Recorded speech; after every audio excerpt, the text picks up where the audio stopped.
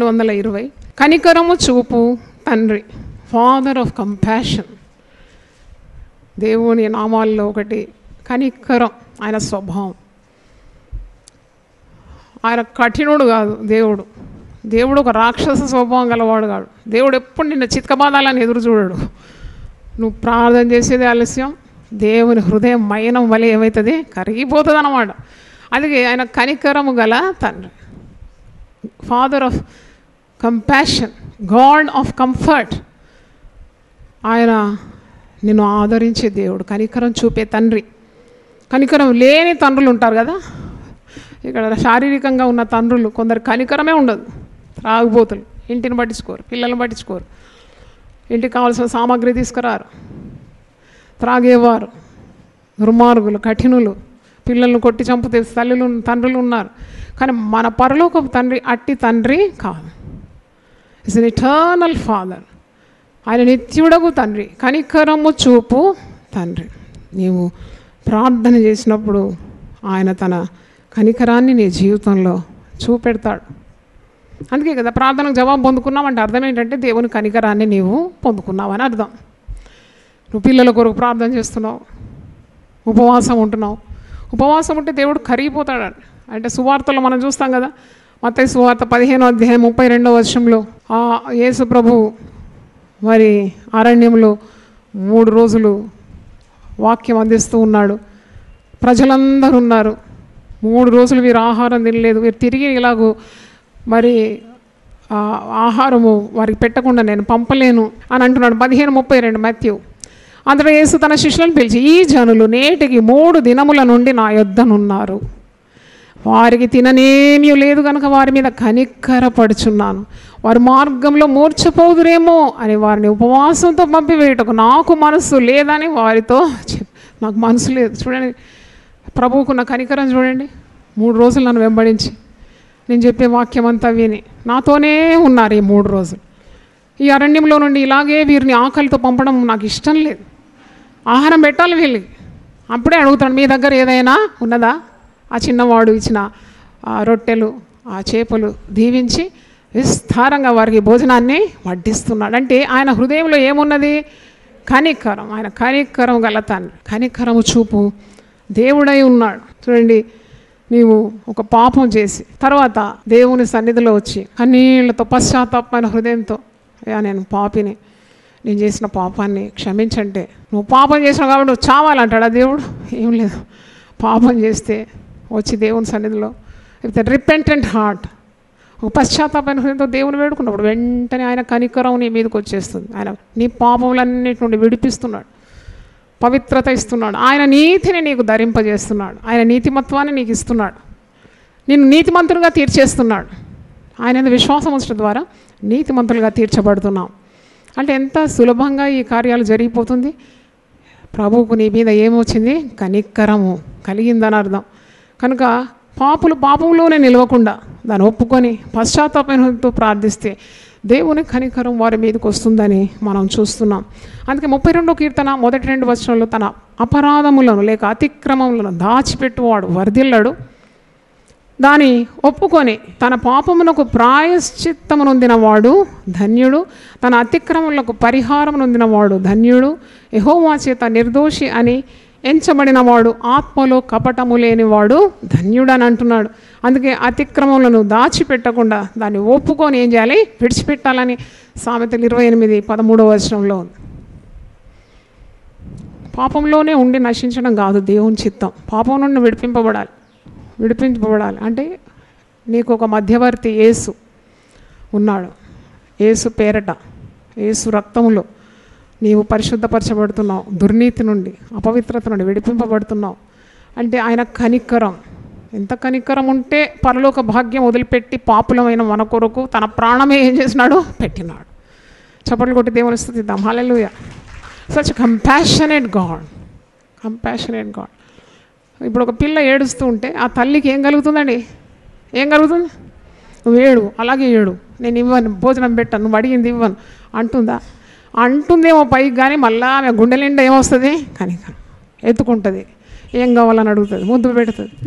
అలాగే తల్లి ఆదరించినట్టు నేను మిమ్మల్ని ఆదరిస్తాను.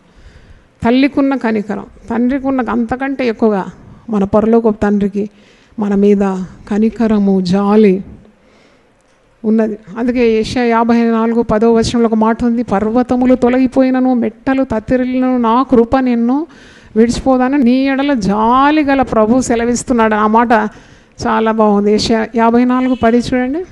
పర్వతములు తొలగిపోయినను, మెట్టలు తత్తరిల్లను, నా కృప నిన్ను విడిచిపోదు, సమాధాన విషయమైన నా నిబంధన తొలగిపోదు అని నీ అందు జాలిపడు యెహోవా ఎవరు సెలవిస్తున్నారు ఈ మాట? నీ అందు జాలి పడుతున్నాడు అన్నమాట. జాలి పడుతున్నాడు. ఉపవాస ప్రార్థనలు ఎందుకు మన సంఘంలో పెట్టినారంటే దేవుని కనికరం కావాలి మన మీద. ఆయన జాలి పడతాడు. నువ్వు ఉపవాసం ఉంటే జాలి పడతాడు, నువ్వు ఉదయం లేస్తే జాలి పడతాడు, నువ్వు ఆయన సన్నిధిలో మోకరిస్తే జాలి పడతాడు, నువ్వు పరిశుద్ధంగా ఉండాలని ప్రయత్నిస్తే కూడా జాలి పడతాడు. ఆయన కనికరం చూపు తండ్రి. దేవుని స్తోత్రం, హల్లెలూయా. మరి ఇలాంటి ప్రభువును మనము కలిగి ఉన్నాం. కీర్తనకారుడు ఏమంటున్నాడు? 40వ కీర్తన 17వ వచనంలో ఒక మాట ఉంది, నేను శ్రమల పాలై దీనుడనైతిని, ప్రభువు నన్ను తలంచుకొనుచున్నాడు, నాకు సహాయము నీవే, నా రక్షణకర్తవు నీవే, నా దేవా ఆలస్యము చేయకు. శ్రమలు వస్తే అందరు వదిలిపెడతారండి, బంధువులు వదిలిపెడతారు, సొంత వారు వదిలిపెడతారు. ఒక అంటు రోగం వస్తే నిన్ను తీసుకుపోయి అక్కడ క్వారంటైన్ వేసేస్తారు. ఎందుకంటే అది అందరికీ అంటుకుంటుంది. అక్కడ వేసేసి అక్కడ నీకు దిక్కెవ్వరు ఉండరు. ఆ నర్సులు, ఆ డాక్టర్లు ముఖం బట్ట కప్పుకొని అటు ఇటు తిరుగుతారు, కానీ నీకు మాత్రం ఆధారం ఎక్కడ ఎవ్వరు రారు. ఎందుకంటే నీ రోగం అంటుకుంటుంది కాబట్టి నేను అలాగే చేసేస్తారు. అట్టి శ్రమలో నీ మీద కనికరం ఎవరు కలుగుతుంది? దేవుని కలుగుతుంది. దావీదు అంటున్నాడు, నేను శ్రమల పాలైనాను, దీనుడనైనాను, నరులందరూ నన్ను వదిలిపెట్టినారు, అయినా ప్రభువు నన్ను తలంచుకొనుచున్నాడు. చప్పట్లు కూడా దేవుని స్తుతిద్దాం, హల్లెలూయా. ప్రభువు నన్ను తలంచుకొనుచున్నాడు.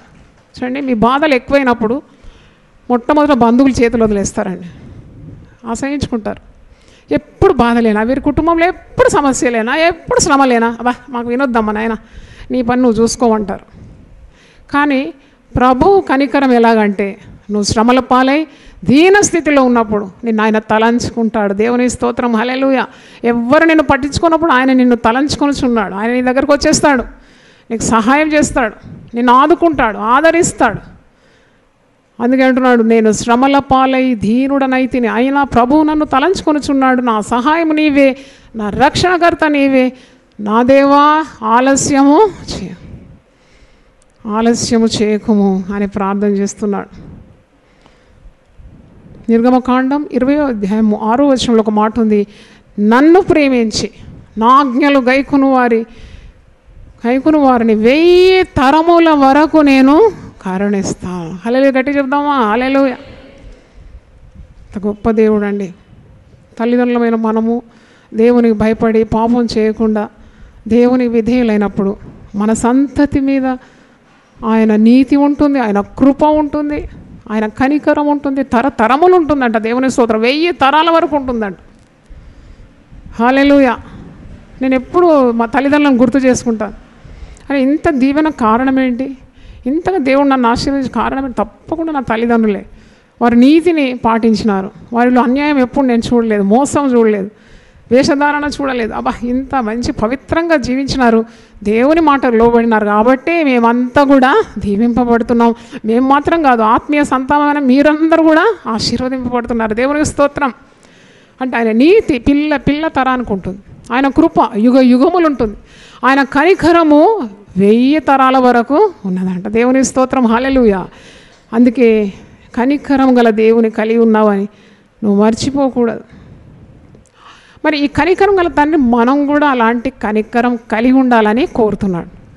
నువ్వెంత కనికరం పొందుకుంటున్నావు ప్రతిరోజు, ఆ కనికరం కలిగిన ఇతర తోటి విశ్వాసులతో, మరి మిత్రులతో, బంధువులతో, ఉద్యోగ స్థలంలో కూడా అదే కనికరం పాటించాలా. ఉంది పొందుకోవడమే కాదు, కనికరం ఇతరులకు కూడా అందించాలి. దేవుని స్తోత్రం, హల్లెలూయా. అందే లూకా సువార్త 6వ అధ్యాయం 36వ వచనంలో ఉంది, కాబట్టి మీ తండ్రి కనికరము గలవాడై ఉన్నట్లు మీరును కనికరము గలవారై ఉండుడి. Because your father is compassionate, full of compassion. So as children you should also be compassionate.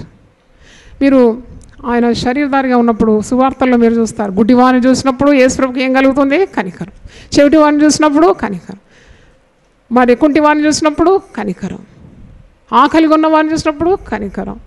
మూగవారిని చూసినప్పుడు కనికరం. కుష్ఠరోగి వచ్చి అడుగుతున్నాడు, ప్రభువా నీ చిత్తం అయితే నన్ను శుద్ధునిగా చేయి. అసలు కుష్ఠరోగులు ముట్టుకోరు కదా, పాళెం వెలుపల వారు ఉంటారు. ఆయన యేసు అని ముట్టి ఏం చేశాడట? శుద్ధునిగా చేశాడు. చప్పట్లు కొట్టి దేవుని స్తుతిద్దాం. కనికరం అన్నమాట, full of mercy and compassion.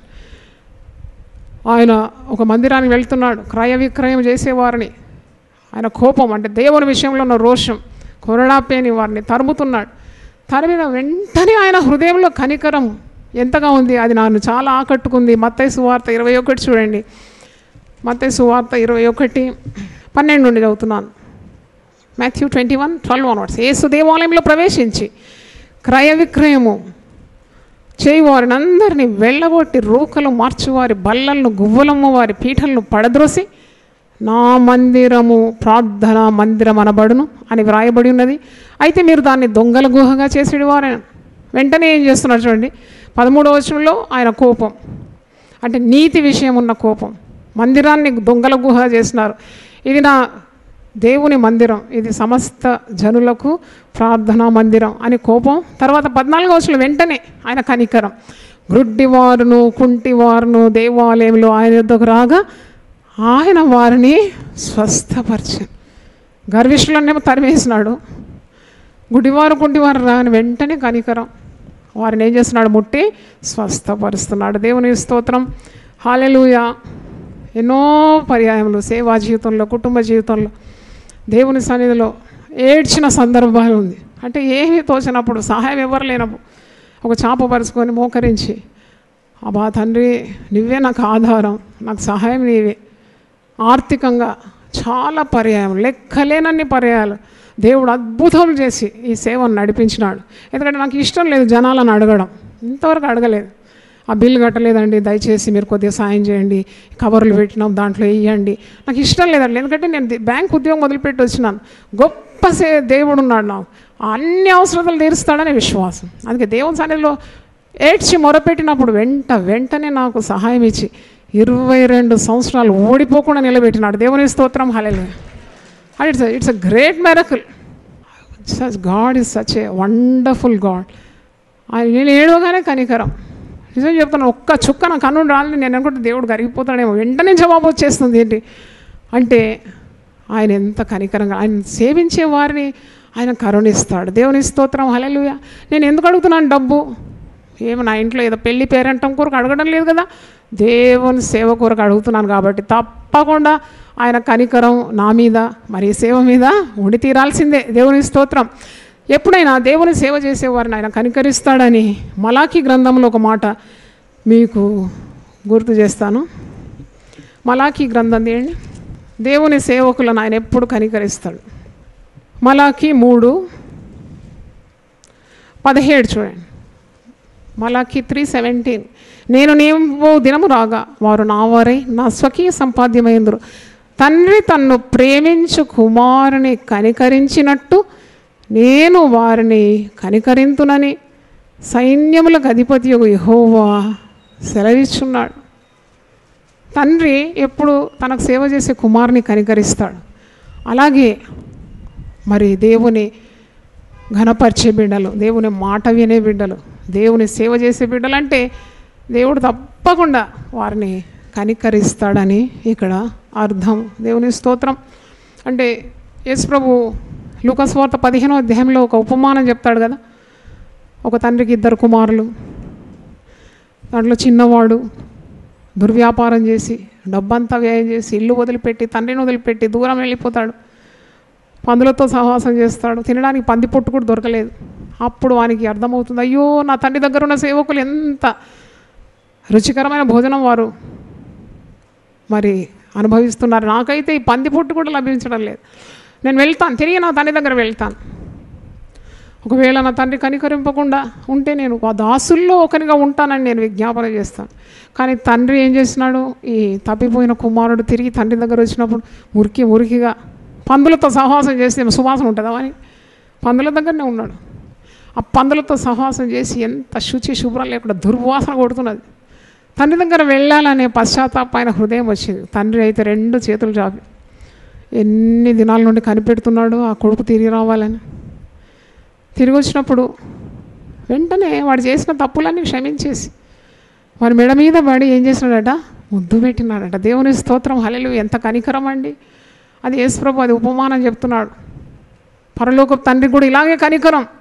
నువ్వు పశ్చాత్తాపమైన హృదయం తిరిగి తండ్రి దగ్గరకు వచ్చినప్పుడు ఆయన నిన్ను ముద్దు పెట్టి నేను హత్తుకొని నీకున్న అపవిత్రత యావత్తు తొలగించి నిన్ను తన కుటుంబంలో చేర్చుకుంటాడు. చూడండి, ఆ తప్పిపోయిన కుమారుడు రాగానే వాడిని శుభ్రం చేసి వాడిని ముద్దు పెట్టి ప్రశస్త వస్త్రాలు తొడిగి చెప్పులు తొడిగించి ఒక బంగారు ఉంగరం తగిలించి ఒక పొట్టేలును క్రొవ్విన దూడను వధించినారని వాక్యంలో. అంటే ఎంత పెద్ద విందు చేస్తున్నాడు అన్నమాట.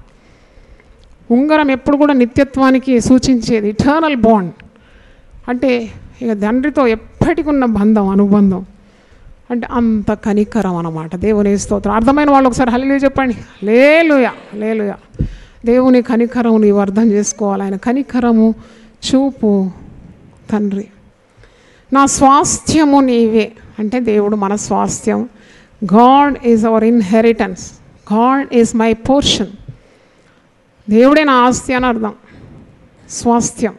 దేవుడు మరి తన్ను ప్రేమించే వారికి స్వాస్థ్యంగా మారిపోతాడని వాక్యంలో ఉంది. 142వ కీర్తన 5వ వచనంలో ఈ మాట ఉంది. యెహోవా నీకే నేను మొరపెట్టుచున్నాను, నా ఆశ్రయ దుర్గము నీవే, సజీవులున్న భూమి మీద నా స్వాస్థ్యము నీవే అని నేను అనుకుంటేనే.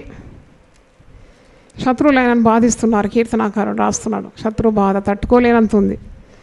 మరి ఎలుగెత్తి నేను మొరపెడుతున్నాను, శత్రువులు కుడి ఎడమల్లో ఉన్నారు, నా ప్రాణం కృంగిపోయింది, నాకు ఆశ్రయం నీవే, నాకు ఎటు దిక్కుతోచడం లేదు, నా స్వాస్థ్యము నీవే, నా స్వాస్థ్యం నీవే. అంటే దేవుడు సమస్తం అని అర్థం.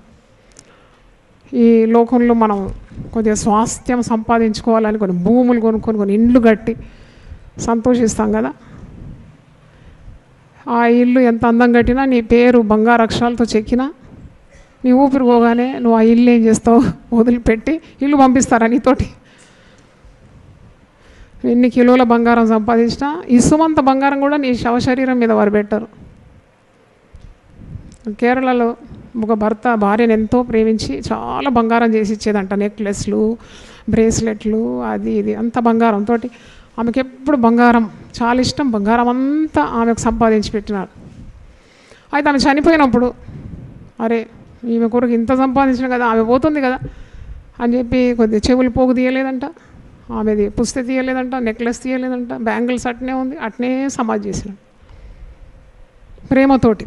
అది పోతుంది కదా, మరి ఆమె కొరకు సంపాదించిన బంగారం కొద్దిగా పంపిద్దామని పెట్టినాడు. మరుసటి రోజు చూస్తే దొంగలు ఆ సమాధి తవ్వి ఆ శరీరాన్ని తీసి అదంతా ఒలుచుకొని, బంగారం అంతా ఒలుచుకొని, కుక్కలన్నీ వచ్చి ఆ శరీరాన్ని పీకి పీకి అక్కడ ఒక చెయ్యి అక్కడ ఒక కాలు అటు చూసినాడు. చూడండి, అందుకే కదా బంగారం ఇయ్యరు.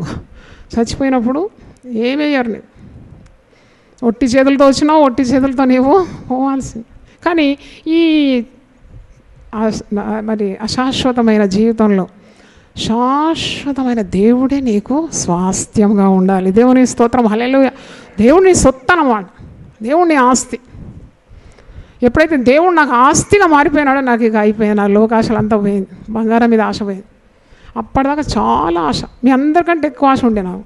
ఎందుకంటే స్టైల్గా ఉండాలా, కొద్దిగా ఇక్కడ వేసుకోవాలి, అక్కడ వేసుకోవాలి, ఎంతో ఆశ ఉండేది. అసలు నేను పోతే నా పక్కన ఆమె గొలుసు కూడా వేసుకున్నా, బ్యాంక్లో కూర్చున్నప్పుడు పక్కన ఆమె తీసేసుకున్నా. నాకు ఈ మంట ఇచ్చింది, స్టైల్గా కూర్చున్నా. అటు అక్కడ నుండి ఇక్కడ వేసుకొని, అంటే అట్లా వైభవంగా ఉండాలనుకున్నా. కానీ ఎప్పుడైతే దేవుడు నాకు స్వాస్థ్యంగా, నా పాలుగా, పాలు నీ స్వాస్థ్యము నేనే, ఎప్పుడైతే దేవుడు మారిపోయాడో బంగారం డిమ్ అయిపోయింది, అస్సలు ఆశ లేదు. అంటే ఎంత గొప్ప దేవుడు అండి కదా. సూర్యుడు ఆకాశం మీదకి రాగానే ఒక్క నక్షత్రం కనబడదు కదా, రాత్రి అయితే అన్ని నక్షత్రాలు మెణుకుమంటుంది. కానీ నీతి సూర్యుడు నీ జీవితంలో ఉదయించినప్పుడు నువ్వు ఘనంగా ఎంచిందంతా పెంటతో సమానంగా మారిపోతుంది. చప్పట్లు కొట్టి దేవుని స్తుతించండి. హల్లెలూయా. ఆయన స్వాస్థ్యం అన్నమాట. మరి 73వ కీర్తనలో ఒక మాట నాకు జ్ఞాపకం వస్తుంది చూడండి. 73 Psalms 25 నేను చదువుతున్నాను. Psalms 23, 25 onwards. ఆకాశమందు నీవు తప్ప నాకు ఎవరున్నారా మీకు? ఆకాశమందు నీవు తప్ప నాకు ఎవరున్నారు? నీవు నాకుండగా లోకంలోనిది ఏది నాకు అక్కరలేదు. నా శరీరము నా హృదయము క్షీణించిపోయినను దేవుడు నిత్యము నా హృదయమునకు ఆశ్రయ దుర్గమును స్వాస్థ్యమునై ఉన్నాడు. దేవుని స్తోత్రం, హల్లెలూయా. నా శరీరం పోయినా, క్షీణించిపోయినా, నా హృదయం క్షీణించిపోయినా, దేవుడైతే నాకు నిత్యం నా హృదయమునకు ఆశ్రయ దుర్గము స్వాస్థ్యముగా ఉన్నాడు.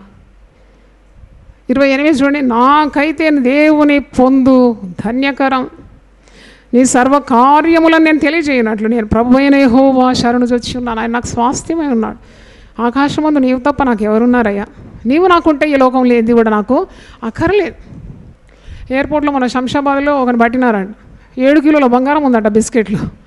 అది దాచి తెచ్చినాడు. కానీ పట్టుకుంటారని తెలుసు కానీ వెంటనే టాయిలెట్కి వెళ్ళి ఆ సింకులు అన్నీ పడేసినట్ట. 7 కిలోల బంగారం. పేపర్లో చదివైతే ఆశ్చర్యపోయినా.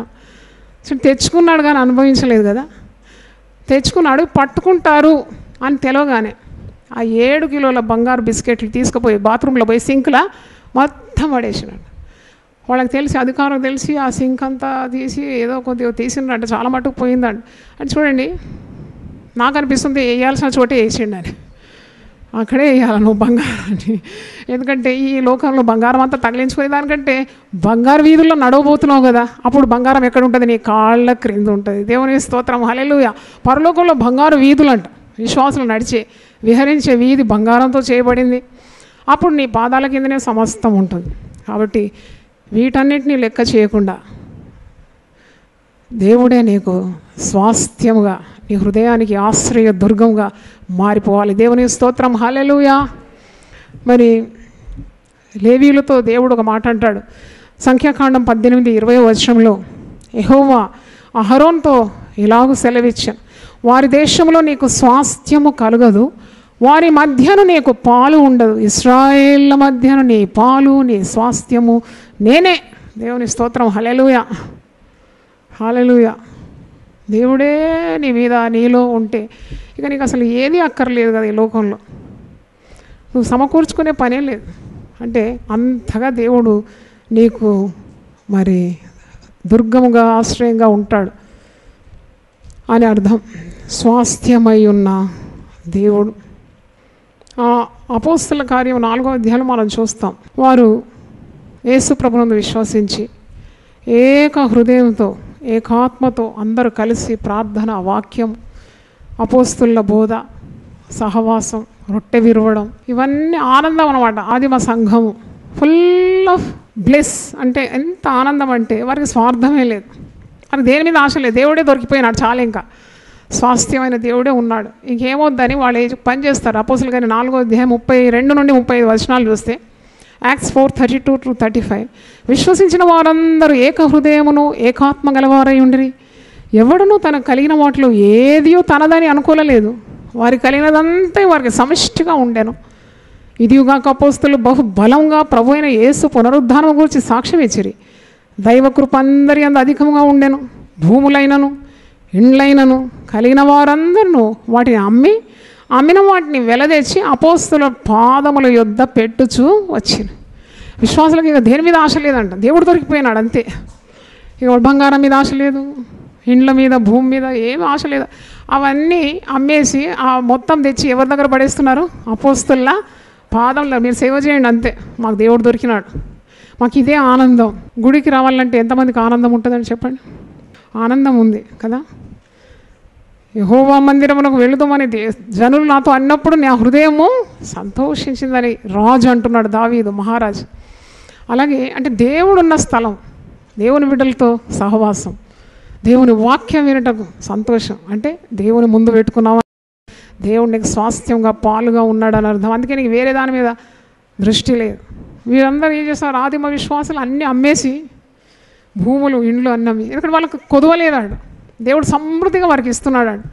వారికి ఇక దేని మీద ఆశ లేదు. వారికి దేవునిలో విశ్వాసం, ప్రభువునందు ఆసక్తి, ఏక మనసు, ఏకాత్మ, నిండుగా ప్రేమ, విశ్వాసులు అందరూ కలిసికట్టుగా దైవ కార్యాలు చేస్తున్నారు. దేవుని స్తోత్రం, హల్లెలూయా. తిరిగి ఆ రోజులు రావాలని ప్రార్థన చేద్దాం. దేవుని స్తోత్రం. కానీ ఇప్పుడు సేవకులు ఎట్లున్నారంటే తెచ్చిందంతా మింగేస్తారు. నువ్వు అన్నీ తెచ్చిపోయి సేవకుని ఇస్తే దొంగ సేవకులు చాలా తయారైనారు. వ్యాపారంగా సేవను మార్చేస్తున్నారు. It has become a business. ప్రజల డబ్బు మరి వారి స్వార్థం కొరకు వాడుతూ అలాగూ చేసేవారు చాలా పెరిగిపోయినారు. ఆనాడు ఆదిమ సంఘంలో ఎంత యథార్థత, ఎంత అభిషేకము అపోస్తల కంటే. వారు ఒక్క పైసా పెట్టుకోరు. కుంటివాడు ఇట్లా తేరి చూస్తున్నాడు కదా పేతురు యోహాన్ల తట్టు. అప్పుడు వారు ఏమంటున్నారు? వెండి బంగారము మా యొద్ద లేదు, కలిగింది నీకు ఇస్తున్నాను. కలిగింది ఏది? యేసు నామం. యేసు నామంలో నువ్వు లేచి నడుమనడు. వాడి దిగ్గున లేచి నడిచినాడు. అంటే ఆ దినాలు తిరిగి రావాలి. ఆదిమ సంఘము, ఆ పద్ధతులు తిరిగి మనం చూడాలంటే ప్రార్థన చేయాలి. దేవుని స్తోత్రం. స్వాస్థ్యమై ఉన్న దేవుడు. హల్లెలూయా. తలలు వంచండి, ప్రార్థన చేసుకుందాం. ప్రభువానికి స్తోత్రముల ద్వారా మీరు మాతో మాట్లాడినారు, మాకు హెచ్చరించినారు, బుద్ధి చెప్పినారు. ఏది ఉత్తమమైందో ఎన్నుకోవడానికి ఉన్న జ్ఞానం కూడా మాకు అనుగ్రహించినందుకు నీకు స్తోత్రం. నువ్వు దయగల దేవుడు, కనికరము చూపు తండ్రివి, చనిపోయినను బ్రతికించే దేవుడు అని మేము నేర్చుకున్నాం. ఇరుకులో విశాలత కలగజేసే దేవుడు అని, నిన్ను కలిగి ఉండడం ఎంతో ధన్యకరమని, నాకైతే నా దేవుని పొందు ధన్యకరమని కీర్తనకారుడు అన్న రీతిగా ఆకాశమందు నీవు తప్ప మాకు ఎవరున్నారు? నీవు మాకుంటే ఈ లోకంలో ఏది మాకు అక్కర్లేదు. మా స్వాస్థ్యం, ఆ పాలు నీవై ఉండాలి. ప్రభువా నీకు స్తోత్రం. ఆయన లోకము దాని ఆశలు గతించిపోతుంది. నేత్రాశ, జీవపు డంబము, లోకాశలు ఇవన్నీ కూడా గతించిపోతుంది. కానీ నీ చిత్తము జరిగించేవాడు నిరంతరం నిలిచినని వాక్యం సెలవిస్తుంది. కాబట్టి నీ చిత్తం ఏదో మేము ఈ నామముల ద్వారా గ్రహించి ఉన్నాము. ప్రభువా నీ చిత్త ప్రకారం మేము జీవించడానికి సహాయం దయచేయమని దేవుని వాక్యం విన్నవాడిని కూడా మీరు ఆత్మలో బలపరిచినందుకు వందనాలు చెల్లిస్తున్నాను. యేసు దివ్యనామములో అడిగి వేడుకుంటున్నాను తండ్రి. Amen, amen. Hallelujah. God bless you. God bless you.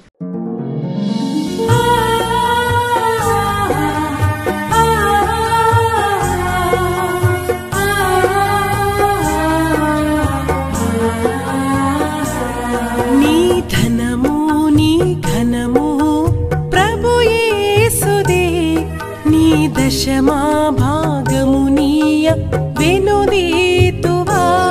నీ ధనము నీ ఘనము ప్రభు యేసుదే, నీ దశమా భాగమునీయ వెనుదీతువా.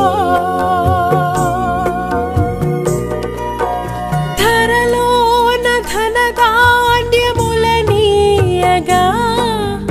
కరుణించి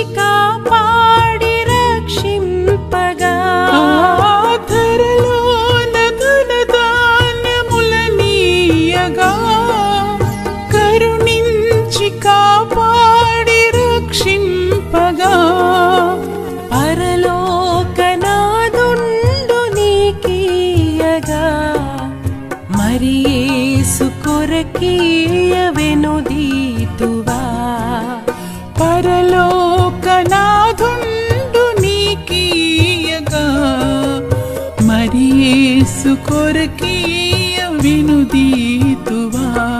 నీ ధనము నీ ఘనము ప్రభు యేసుదే, నీ దశమా భాగమునీయ వెనుదీతువా.